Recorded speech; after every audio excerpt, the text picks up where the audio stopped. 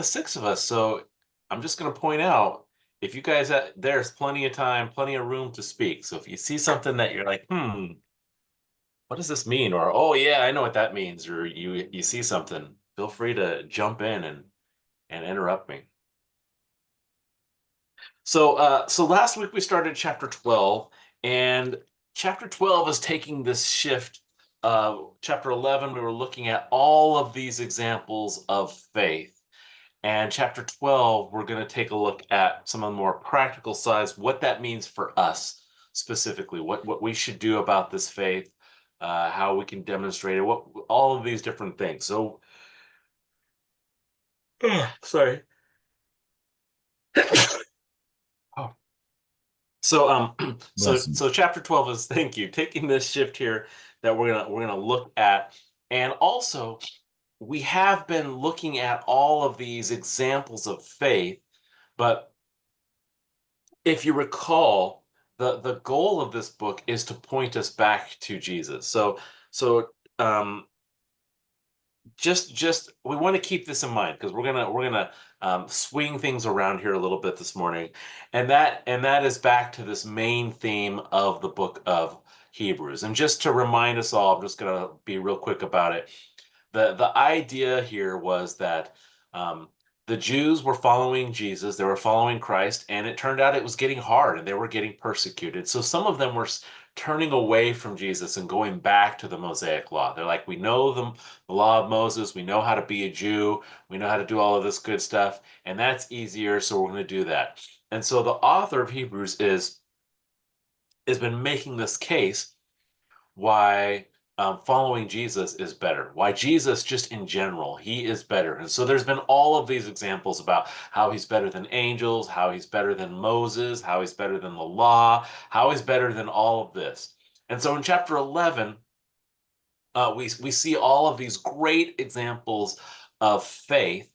But in chapter 12, we're going to switch it around to, yes, those are all great examples of faith, but guess what? Jesus is even better example of faith. He's even better than all of those things that we've seen. And so the author is going to continue this theme of how Jesus is better. I do not know what just happened, but I must have breathed something in. I feel like I got to sneeze like crazy, so I'm just apologizing. Ooh, like some allergies just hit me. I'm gonna close the door. Don't like the kids. Ah, so I'm just warning you. I might if I'm. I don't know what happened. Anyway, so that's where we are. We're in Hebrews chapter 12, and we're taking this look at how Jesus is better. We looked last week at verse 1. This week we're going to look at verse 2. Possibly that's all we're going to get through, but potentially we could get through all the way through verse what is that? 11, 12. So we'll see how things go. But that's where we were. We were looking just at verse 1, and we're switching our focus again. So let's see. Who here has a version other than uh, I don't know, New King James or King James? What I version have do you? a Huh. I have a Christian Standard Bible. Okay. So why don't Sean? Could you read verses 1 and 2? There's some words that are here that are really interesting, and it's interesting the way my Bible translated. So I'd like to hear a different version, see how it goes. Okay. Verse 12. Chapter 12, verse 1. Therefore, since we also have a large cloud of witnesses surrounding us, let us lay aside every hindrance and the sin that so easily ensnares us. Let us run with endurance the race that lies before us, keeping our eyes on Jesus, the source and perfecter of our faith, for the joy that lay before him. He endured the cross, despising the shame, and sat down at the right hand of the throne of God. So you can see here, there's the shift. Last week we talked a lot about this looking unto Jesus, or I forgot exactly how your translation phrased it, but it's the same idea. Keeping our eyes on Jesus. But I just want to point out in verse 1, the author is making this point that there's this cloud of great witnesses. We have all of these examples that we can follow for how faith should be worked out. And then there's this shift right there in verse 2. But look at Jesus. And then there's an example here of how he had a great faith as well, and how we can follow his lead.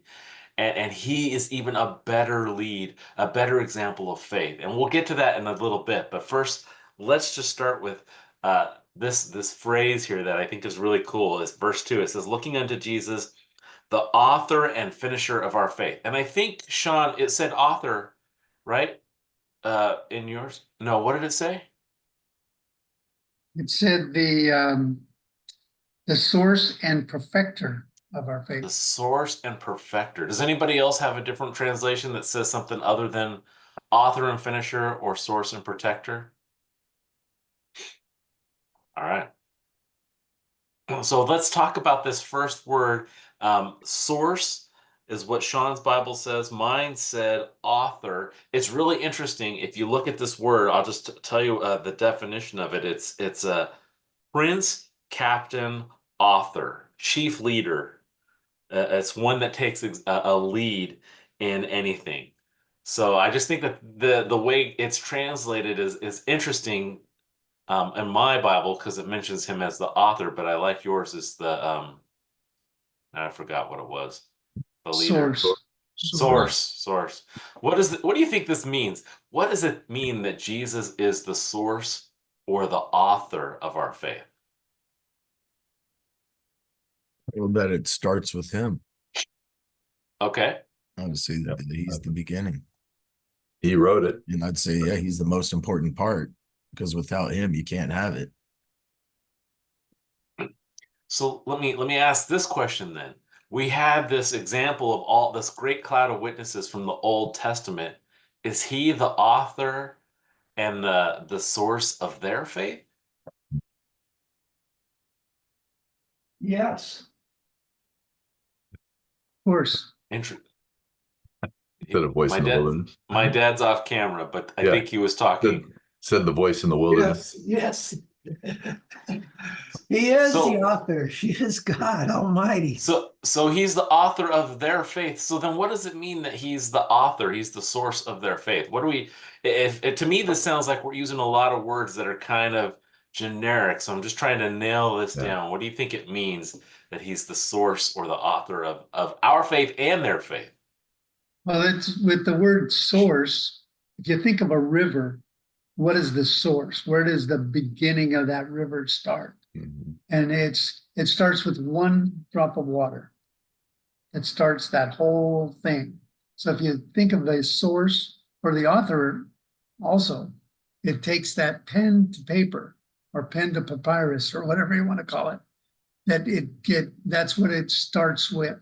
And it has to be that first letter or that first drop of water to Or be that that first- source. That first And word. the first word, yes, so it's all encompassing. It's not, so in the beginning, God spoke, Amen. and then there was everything that we see. I mean, he's the source, he's the author, I think he had fun creating the world, creating the universe, making giraffes and elephants and all that other stuff. And this is the word of God. So wake up, smell the coffee. You're going back the Mosaic Law. Guess what? Jesus is the author. Yeah. So let's go to the source. And this is an incredible thing that you're bringing up, Doug, because this is what he's pointing out to the Jews in this book, right? It is, you've been following the law and you have this faith, but guess what? It's actually all based on Jesus.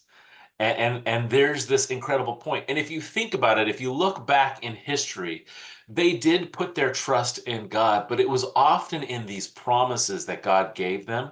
And a lot of that was the Messiah, right? When Jesus came to the Jews, that's what they were actively looking for. You know, they're looking for the Messiah who's going to save them.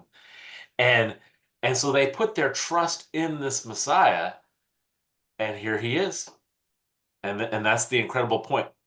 So right off the bat, if we're comparing our faith, if it makes sense that the one that who is the source of our faith is going to be a better example, a better way for us to look at things than if we look at these other examples. Now we might relate to these other examples better, but the source, the author is Jesus, and this is an incredible thing for them to understand and for us to understand. And I'm jumping ahead, I know that, John, but All right. it's interesting that he puts in the author, the source and perfecter, and for yours is the author and the finisher. So it's the beginning and the end, the Alpha and the Omega, which is who Jesus Christ is. And so Yeah. it's like they're combined together. You can't just look at, well, he's the source. No, he's the source, he's the beginning and the end. He knows all of that stuff, and he knows what's going to happen. So I think that's really important. Yeah. So you brought it up. So let's jump into the finisher or the perfecter. What does this mean? So we looked at how he's the source, he's the one, and I'm not even sure we actually really got there to what it means that he's the author or source of our faith. Other than the fact that without him, what would we have our faith in, right? What would we have our hope in? If God said, okay, you do what I tell you to do, but there's no guarantee what's going to happen, then that would be tough, right? There would be like, well, what's the point of our faith? But he didn't do that. He said, here's some promises. Here's what you can expect at the end. Here's the end of your race, what it's going to look like. And all of that points to Jesus. That's all him. So he's the source of it. But what does it mean he's the finisher of it or the perfecter of it? Well, on the cross, what did he say? He said, it's finished. He finished it. So is Yeah. our faith finished? No, our faith isn't finished. His plan of salvation is finished. Our faith is in that resurrection. If Christ didn't rise from the dead, we're wasting our time. Well, it was restoration of our relationship with God, Yeah. that we'll be able to be with him again because Jesus paid the price for our sins.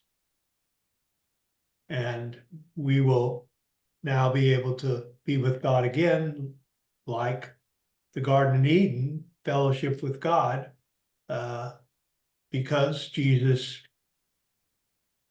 is the perfecter. He made us perfect in God's eyes. Yeah. There's this example of faith that I really like. Just the concept of faith. And every year, if you go to the Great Lakes and that area, in the wintertime, it gets cold. I think you guys know this. It gets really cold over there. And people go what's called ice fishing. And their idea is you drive up on the lake and you set up a little house and you drill a hole through the ice and you go fishing. And every year, people do this, right? But also every year, people make mistakes, and because they're putting their faith in this ice, sometimes the ice isn't fully formed. Sometimes it's not strong, and cars get lost in the lakes or the rivers because they drive up on them and then they go into the water. And so I like this picture of faith because they're putting their faith in the ice. And maybe the ice is strong enough to hold their vehicle, and maybe it's not. But they are putting their faith in it. It doesn't actually matter how strong their faith is. It's what matters is how strong the ice is. And to me, that's the idea of the author. That's the start of their faith is they've had some experiences. They know how strong they think the ice is. They drive up their vehicle. But the finisher is, does it sink or does it stay? And And so for us, if I flip that around to us for our faith, in my mind, he's the author. He's the one who starts us. We put our trust in him because we've seen what he's done. We see who he is. He's given us these promises. But the finisher is the fact, is he going to be faithful or is he not going to be faithful? Is he going to prove to be worthy of our trust or is he not going to be worthy of our trust? And this is, in my mind, he's the finisher because it turns out he is capable of bringing us to him. As my dad mentioned, there's the cross. There's what he did on the cross. And the result is that I'm reconciled with God. When I die, I'm going to go to see God in heaven. And that's the finishing of my faith. It's that I put my trust in him that he's going to accomplish what he said. And the finish is I actually get to do, I get to experience what he said. I don't know. What do you guys think? This is how my mind thinks about it.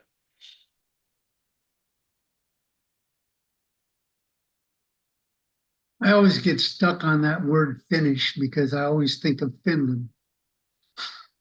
It is finished, so it's like, what's from Finland? No, but I enjoy that God can complete something that we ourselves cannot finish, we cannot do, and that's the important part. Is that it's not up to us to do it. He's the author and the finisher. He's the perfecter. I like that word a lot better. He's the perfecter, because we're going to be in heaven with him, perfect in our perfected body. And so the pain, the issues that we have physically will be gone, but we're going to be with the author. We're going to be with the source. And that's where I really like this. And I'll take it. Oh, go ahead, Charlie. Well, I was going to say, it's interesting. We're, Sunday mornings, we're going through the book Ecclesiastes, and, all the Solomon's talking about in there is vanity. And I think of how often do we want to start a project and we try to finish it and we get pulled off, or whoever dies, whatever, a lot of things happen. But, here is God. He's started it and he's going to finish it, the whole thing. And I think that's, and you kind of think of it in that kind of the whole envelope encompassed in there in one shot. And we as humans, because we deal with time, a lot of times we get to start something, but we never get to finish it. I look at the author and finisher. Jesus started it all. He was there from the beginning. He spoke this into life. But I start thinking about the finisher of the faith is at the end. When I'm with him, I don't need to have faith anymore, because there he is, right? And faith is that hope of things unseen. Well, there he is. So I don't know. I feel like mission complete when I'm with Jesus. Yeah. I would only put a slight spin on that and say, it's not that we don't need faith anymore. It's that our faith is perfect at that point. Our trust in him is perfect because we're there face to face. We see him. We're going to be like, yeah, I trust everything you say, and I'll do whatever you say, whenever you say, because I know who you are. And now we kind of know who God is, but there's so much we don't know about who he is. And I think that this is part of the faith that we have, is we have to trust him without knowing all of the details, without seeing all of the great glory that he has, without seeing the plan that he has. But when we get into heaven, it's going to be different, because we're going to be like, I trust you even more now. It's perfect trust, because I also know that if I have a question, you're here. I can just go ask you and you're just going to tell me.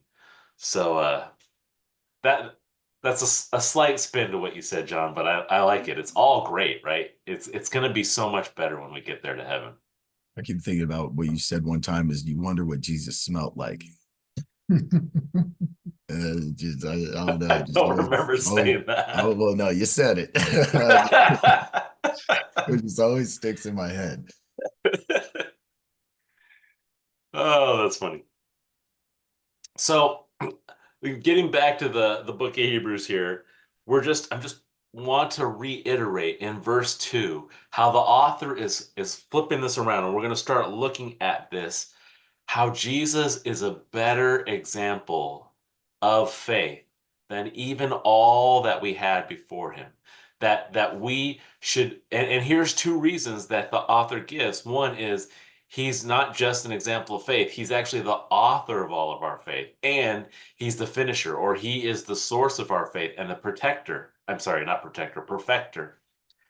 And so there's one reason already why he should be the one we look to in terms of faith, because it's all built on him, right? As it says, we have a house built on a rock. If we put our trust in him, then our trust is built on a rock. So we should be looking to that rock instead of trying to look at these other places and build it on the sand. We don't want to look at the house.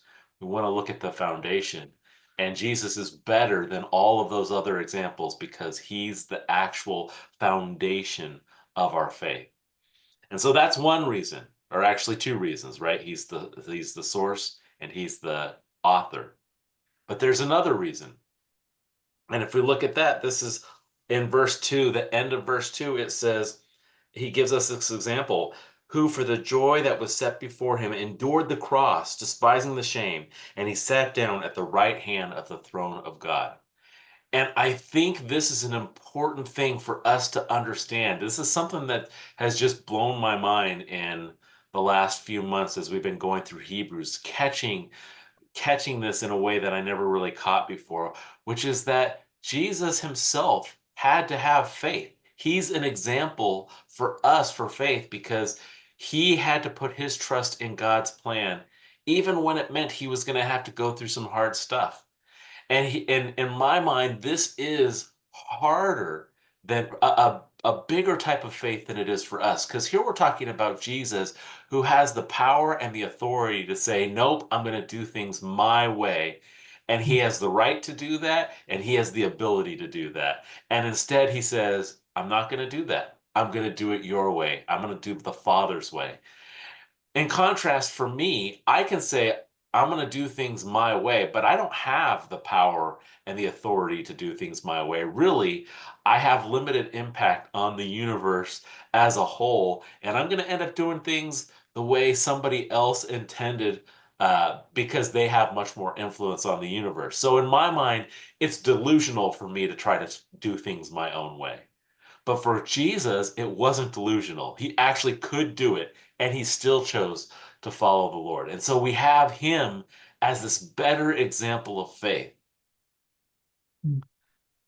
That reminds me of First Peter 2:21, where it says, for even hereunto were ye called, because Christ also suffered for us, leaving us an example that we should follow in his steps. In that book, In His Steps, it just goes back to that we should follow in his steps and not do it our way, but do it his way. And that's really true, John.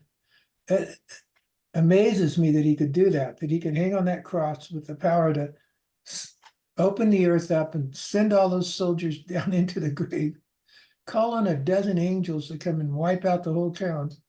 He could have done any of those things, but he stayed on that cross, and then he died. And on the cross, he says, Father, forgive them. Yeah. Yeah. Well, it's for me, it's the one thing that I think about when I think about Christ on the cross and him going through the agony of all that is the one thing he knew is he knew how it was going to end. Mm-hmm. He knew that he was going to rise again. He knew there would be salvation. And that's the neat thing that we have, was we have this book that we're going through that tells us the story that we're on the winning side. You know, you can do a lot of things if you know the outcome. If you know what's going to happen at the end, like an author, the author starts the writing, but he knows how it's going to end. And that's where Christ is. He's the author and finisher because he knew how it's going to end at the end. So I think it's neat that we can rely upon this book to know the ending. You know, we're on the winning team. We don't have to, we can have faith in that ending for us. I saw a sign on the, somewhere I saw it. It is, I know where I'm going. I'm here to be a recruiter. And that's what we're here for, is we're here to show who Christ is. And that's where our faith has to be, is revealing who Christ is to the world. I think what you just said really runs into the end of the first passage in 12. Will let us run with patience that race that is set before us, because you know how it ends, right? You know how it ends. God wins. And so whatever you're dealing with, whatever obstacle, it allows you to persevere and to remain faithful, just like Jesus did, because you know, again, how the story ends. Yeah. It's awesome. I think it's worth pointing out too that sometimes we can, not just us, everybody can get in this idea where if I know how it's going to end, then I can manipulate things and change things or get to the end. There's this movie that I really like called Edge of Tomorrow, with Tom Cruise, and he every time he dies, he restarts this day. And the idea is, as long as he can keep doing that, he can find a way to get to the ending he likes. And the point that I'm making here is we can't do that. And there are people, I'm just not even gonna say people, there are beings like Satan who's like, yeah, I know the end too. So look, since I know the end, I can avoid that. I can switch things around and skip it so I can get something different. And it doesn't work. And I love this about the cross too, because I suspect that there was a big part of that whole thing where the enemy is like, yeah, I managed to change the ending by putting God on a cross and killing him. And then God just flips it around and says, nope, that was the plan. That's what we're actually doing. That's bringing us to this end where God wins. And so I love this about him. And you guys brought it up, so I just think that this is really cool. We know the end, and also on top of that, we know that what other people try to do to avoid the end, it's still going to be the way God said it's going to happen. All right. So let's look at verse 2 a little bit more. It says here, it says, looking unto Jesus, the author and finisher of our faith, who for the joy that was set before him endured the cross. What do you think was the joy that was set before him? There's so many possibilities that this could be. What do you guys think that the author's talking about?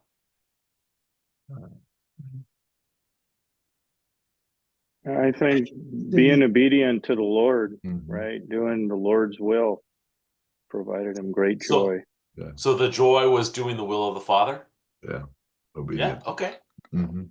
Well, I think also the joy would be, he knows that Satan's putting him on the cross. And it's like, you know, someone's trying to trick you, but you know in advance that it's going to end up differently. So there's a joy there of, you think you have me, well, you don't. And I think that's a joy that I love in the Passion of the Christ, where it shows Jesus is being put on the cross, but in the movie, they show Christ crawling onto the cross. Not that they put him on there, he crawls onto the cross because he knows that's where he's supposed to be.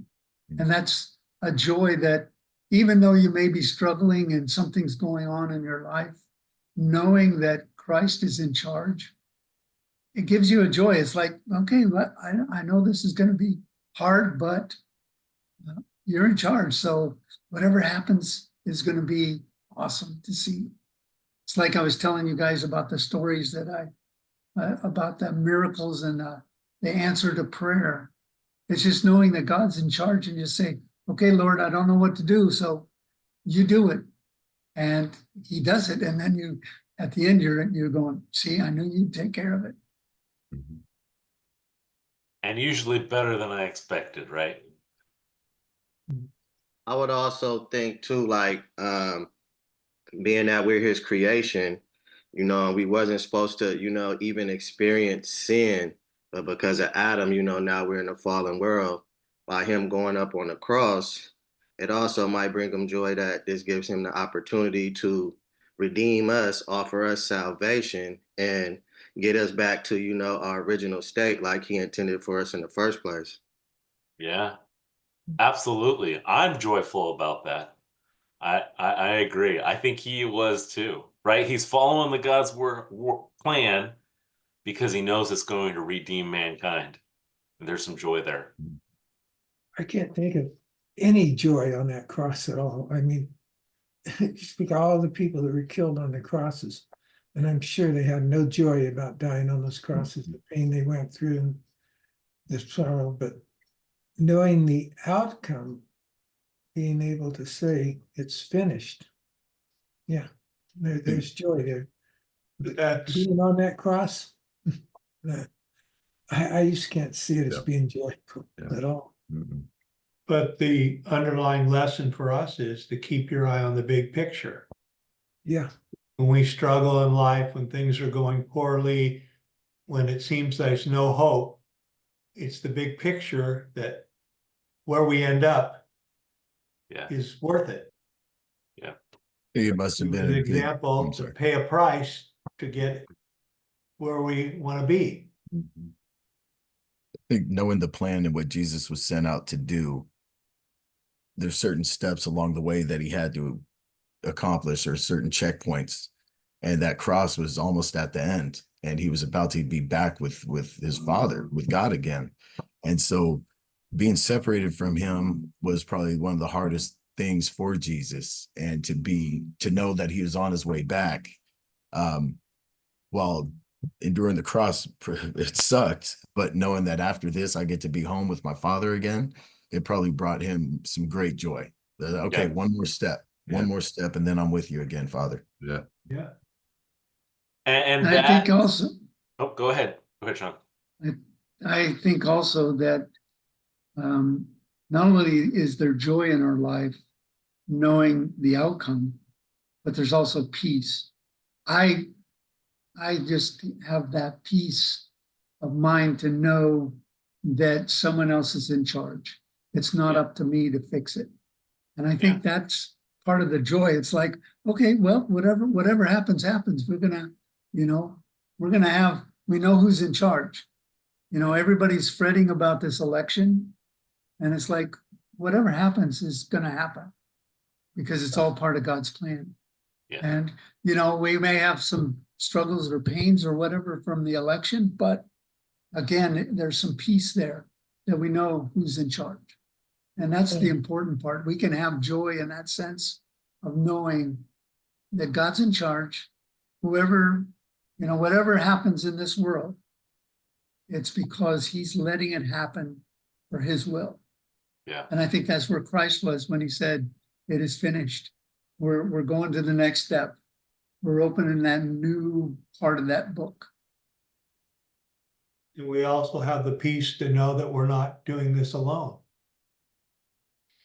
He's with us. Yeah. All excellent. I was going to also bring up, as John was pointing out, in this verse, it talks about, it says, despising the shame, and but then he sat down at the right hand of the throne of God. So I wonder if the joy is, as John was mentioning, the knowing, not just knowing the outcome, but knowing that, I guess this goes along with almost what everybody has been saying, but he knows the outcome. He knows where he's at. He knows that man has heaped shame on him. And in a short time, it's going to be flipped around where instead of being shamed, he's going to be exalted. He's going to be set up there at the throne with the Father.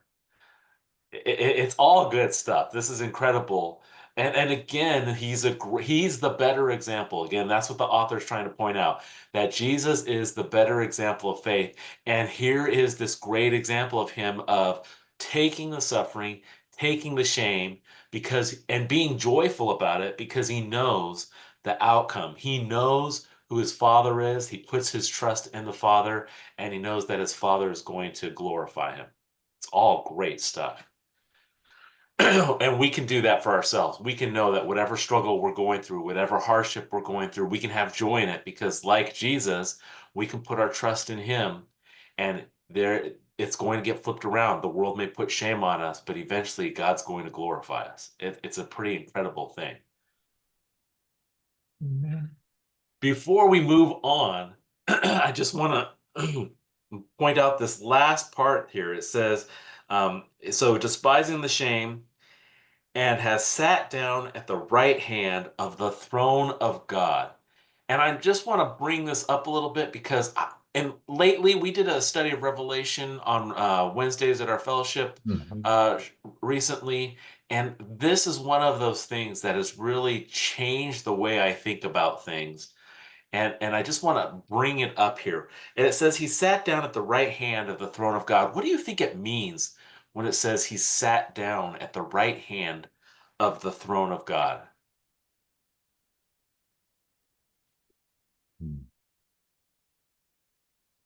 Well, the right hand was reserved as a place of honor, right? And that was Jesus's seat. So do you So think I he's sitting? No, go ahead, John. I'm sorry. I Oh didn't no, mean to I would interrupt you. say not. He might not necessarily be sitting, but he returned to his proper place. Wow. Yeah. I would envision sitting down as completion,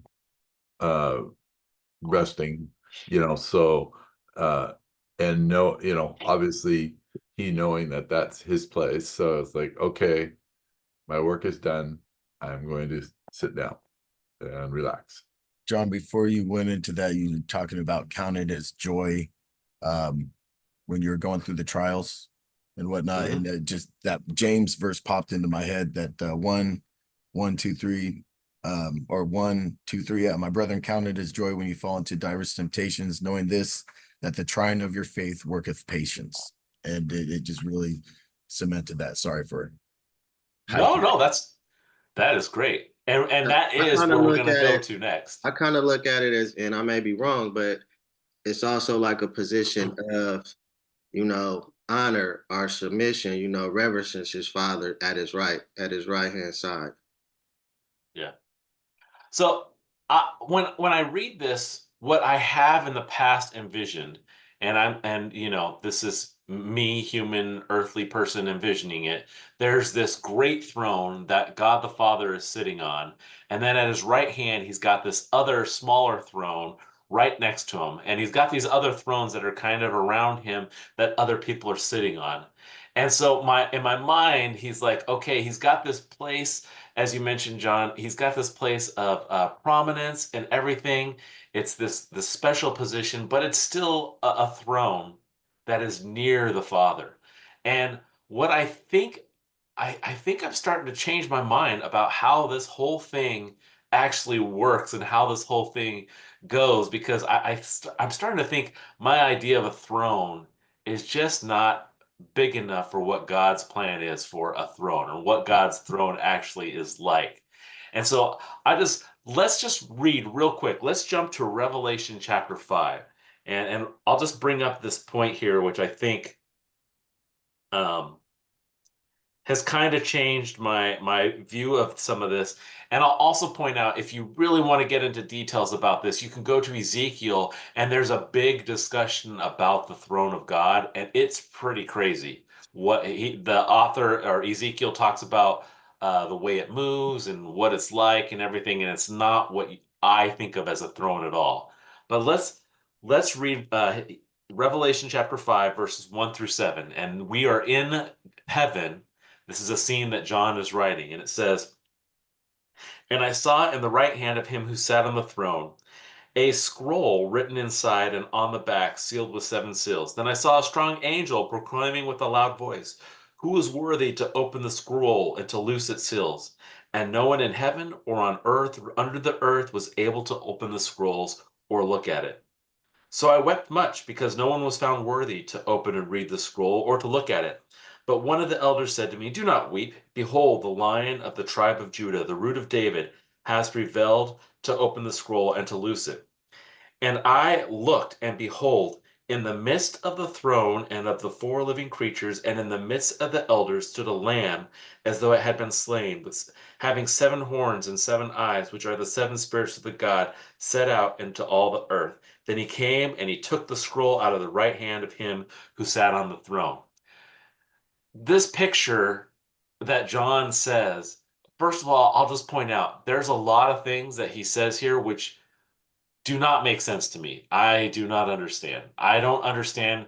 I mean, some of the language has to be metaphorical or it means something that I just don't get because, for example, a lamb coming and taking the scroll out of the hand of somebody, I don't understand what that means, right? Lambs don't have hands, they don't have fingers. How does he take the scroll? I remember having a conversation with my wife about this, and she's like, well, he could grab it with his mouth. I'm like, yeah, I'm not sure that that's what John saw, but that's okay. But the point here is that But this is the Lamb in heaven, John. that's right. So, and it has 7 horns and 7 eyes. I don't understand what a lamb looks like that John saw. Obviously, what he saw, he just isn't able to describe it in a way that I can understand. But the point that I want to bring out here is if you look at verse 6, it says, I looked, and behold, in the midst of the throne stood a lamb. And so here we have Jesus in the midst of the throne. And I think that that is just this interesting way that he put it. And it makes me wonder and it makes me think about God's throne in general, how maybe I totally misunderstood what it is. That maybe this is not just a chair that God the Father sits in, and he's got another chair at his right hand that Jesus sits on. Maybe this is some spectacular and amazing thing where God sits, as Charlie mentioned, to show that he's at peace, he's done. But at the same time, there's also Jesus there who's at the throne, he's at the right hand. But maybe it's not a separate throne that he's at the right hand of. He's at the throne of God at his right hand in the midst of the throne. And even that whole concept, in the midst of the throne, is challenging for me. What in the world does John mean? I'm open to any, if you guys have any thoughts or interpretations of what this could be, I would love to hear them. But I think the point that I'm coming back to is that we kind of get this. I have this idea of the throne as a chair that God the Father sits, and there's a chair next to him where Jesus sits. And I don't think that's actually what's happening in heaven. I think there's a throne where God the Father is in the most prominent position, but also Jesus is in the throne, in the midst of the throne, which is an incredible thing for me to think about. I don't know. What do you guys think about this? Am I getting too sidetracked on weird details? My first thoughts are like, back in the old church, the temples, they had different segments and sections, that were more holier than other and only certain people can get into. So even in the Bible, it says, in my Father's house, I have many mansions. If it wasn't true, I would have told you so. So maybe it's a dwelling or a sacred place that, maybe he dwells inside, and Jesus is probably in there with him as well. Okay. Along with that, when I think of it, a lot of times it says in the Old Testament how the glory of the Lord would fill the temple. And maybe that's the throne we're looking at, is that glory of the Lord or whatever. But it comes as in the New Testament, he comes as a cloud, above when the transformation was there. He was in a cloud, and it was like they were inside the glory of the Lord, or the Lord was there, because it says that the disciples were afraid when that cloud came upon them.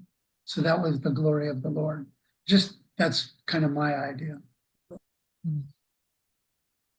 Yeah, I think his throne may be so massive that we have no understanding of it.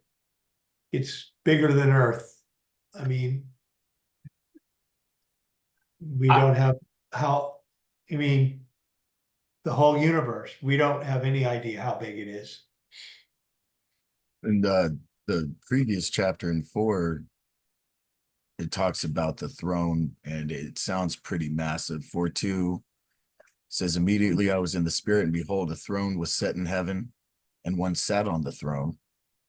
And it continues in 4, and round about the throne were 24 seats, and upon the seats I saw 24 elders sitting. So it seems like, I don't know if it's just one big old chair with a bunch of seats around it, or one big massive, Yeah. clearly there are entities there. Yeah.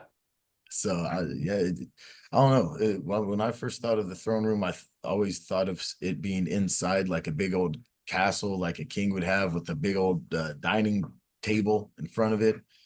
And now that seems way too small. It seems way too small. Yeah. And now I'm feeling like there can't be a roof on it.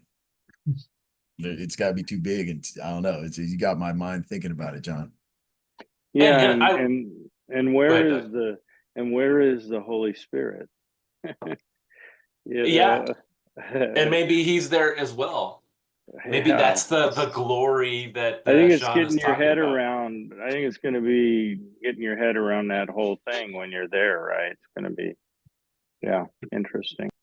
And the point that I'm making here with this is not just how cool God is, because he is, not just how cool Jesus is, but it is, I'm thinking that when I hear how Jesus is seated at the right hand of the throne of God, I think, yes, it's a place of prominence, but it's not the throne of God. He's got his separate little seat.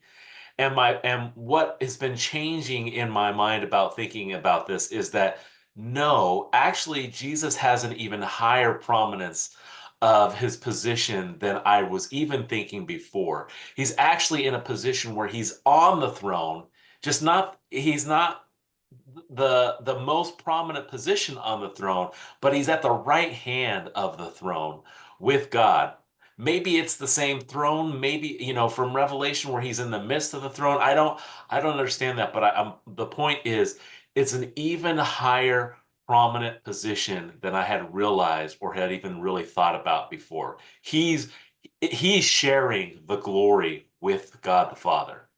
And that is an incredible place to be. Yeah, but remember, like in Revelation, that's what I like about that word midst. He's not just next to him, he's in the midst of the throne.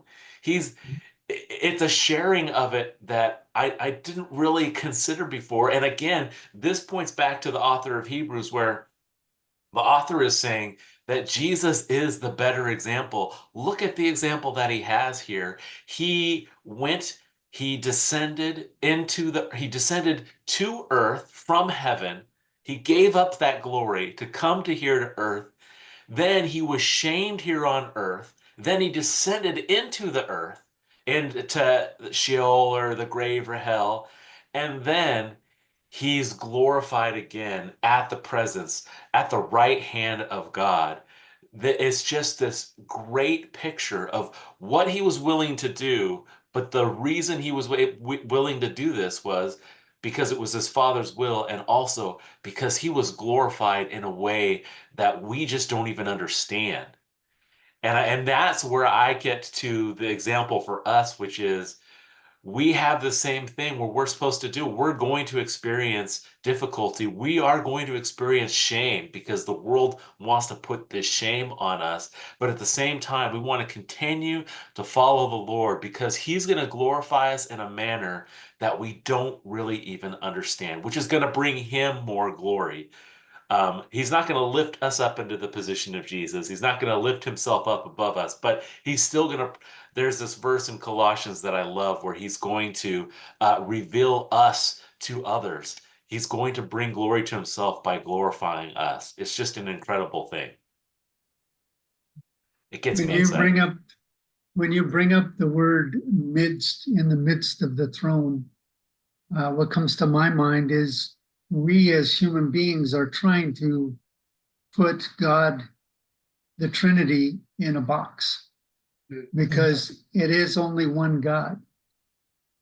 So Jesus being in the midst, or the Lamb being in the midst, or the Lion being in the midst, is really, it's one God. And that's where we, in our human frailty of our minds, is that we don't understand the Trinity the way God understands it. Yep. And that's Yep. what we're trying to put God in this human box of three persons. But we have to understand it's three persons in one. They are all linked together. Christ was on the cross, so was God the Father, but he then turned it away from him at that time. And that's where it was finished, where sin was atoned for. And that's the neat thing we're trying to do, is put our human brains around what heaven's going to look like, what this throne's going to look like. Like you said, John, we have no idea what this throne looks like. Yeah. You know, that's what I was Jesus. Gonna Yeah. say. Go ahead. I was gonna say, we're trying to put the throne into distance, space, and time. And in heaven, distance, space, and time don't even exist. So how are you going to describe this throne that exists in heaven when there's terms that we know aren't even going to be there?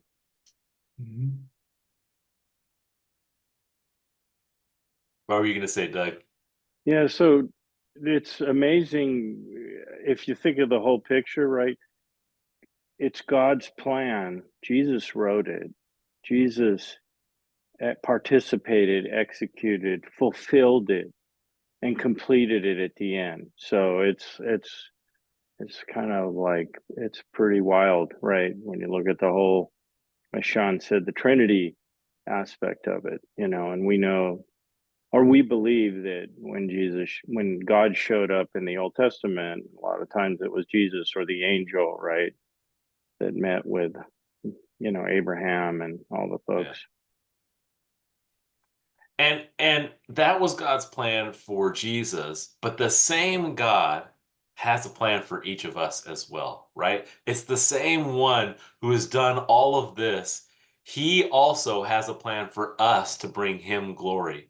And so we just, you can't get away from that. That is one of these other reasons why Jesus is better. You got to keep your eyes on him, because the same thing that God planned for Jesus, it's the same God who has a plan for us to bring him glory, for us to participate in the suffering and the shame that Jesus experienced. We're going to do that.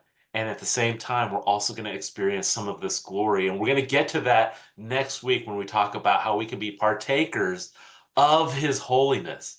And this is an awesome concept too. I'm excited for it. We'll get to it next week because we're out of time. But again, this is the idea here. Jesus is better.